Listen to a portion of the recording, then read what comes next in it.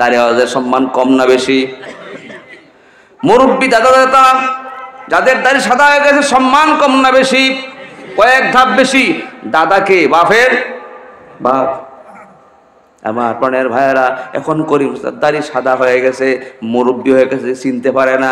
বলতেছে দোকানদার সাহেব, এখানে একটা দোকান ছিল আমাদের ছোট্টবেলায়, তার নাম ছিল করিম চাচা, উনি কোথায় আছে? বলে উনি তো আমি করে। বয়স তো অনেক হয়ে গেছে, বুড়াদি হয়ে গেছেন। যৌবন কি কেউ থাকে? যৌবন থাকে? চলে যায়। বান্দা দুনিয়াতে অনেক কিছু আশা করে, তার মধ্যে একটা আশা করে সারা জীবন যুবক থাকতে চায়। থাকতে পারবে না। সারা জীবন সুখে থাকতে চায়, সুখে থাকতে পারবে না।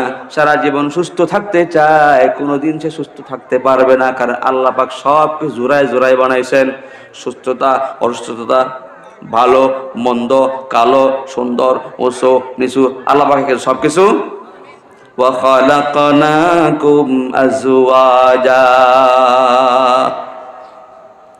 আমার প্রাণের ভাইয়েরা, যুবক থাকে নাই, সুস্থ থাকতে পারবে না, সারা জীবন সুখেও থাকতে পারবে না। আরেকটা হলো, কেউ চিরঞ্জীব নয়, চিরঞ্জীব একমাত্র আল্লাহ। দুনিয়ার কোনো মানুষ মৃত্যুকে সহজে মেনে নিতে চায় না। সবাই কি চায়? বাঁচতে চায়। মানুষ সহজে মরতে চায় না। সহজে কি চায় না? মরতে চায় কেউ? অসুখ বিসুখে দৌড়ে খোঁজ যায়, মেডিকেল যায়, ডাক্তারের কাছে যায়। কোনো ওষুধে কাম নইলে পরে খোঁজ যায়, কবিরাজের কাছে যায়। কবিরাজ যখন ফেল হয় তখন মসজিদের ইমাম সাহেবের কাছে দুটো পানি ফোরা দিন, তেল ফোরা দিন, আমি ভালো হয়ে যাই। যায় কি যায় না? আমার প্রাণের ভাইয়ারা, মানুষ কখনোই মৃত্যু বরণ করতে চায় না। এরম লোক আসে না? আমরা সবাই তো চাই, মৃত্যু চাই কেউ, কিন্তু মৃত্যু আসবে কিনা, কখন আসবে কারো জানা নাই। আশরাফ আলী থানভী রহমতুল্লাহ আলাইহি ওনার কিতাবের মধ্যে একটা ঘটনা লেখেন, মজার ঘটনা। কোনো এক এলাকায় এক বাড়িতে ছোট্ট এক বাচ্চা অসুস্থ হয়েছে। এমন অসুস্থ, মৃত্যু সজ্জায়, মুমূর্ষু অবস্থায়, মারা যাবে ভাব। মানে বেচারা, তার নানি আসছিল মুরব্বী, নানি কুয়ে উঠছে কি, আল্লাহ গো, আমি তো অনেক বাঁচছি, অনেক দেখছি, এখন আর আমার দেহার আশা নাই, আমার বাঁচার কোনো আশা নাই। একটা কাম করো, আমার যিনি হায়াত আছে, এই হায়াতটুকু আমার নাতিনের হায়াতের লেগে যোগ করে দিয়া তারে বাঁচায় দাও, সুস্থ করে দাও, আমার দুনিয়াতে নিয়ে যাও। এরকম আবেগী দোয়া করেন অনেকেই। আল্লাহ, আমার দুনিয়াতে বাঁচার ইচ্ছা নাই, আমার কলজের টুকরা তুমি বাঁচায় দাও। আমার দুনিয়াতে বাঁচার কোনো ইচ্ছা নাই, আমার স্বর্ণের টুকরা তুমি বাঁচায় দাও। মুরব্বী এই দোয়া করছেন।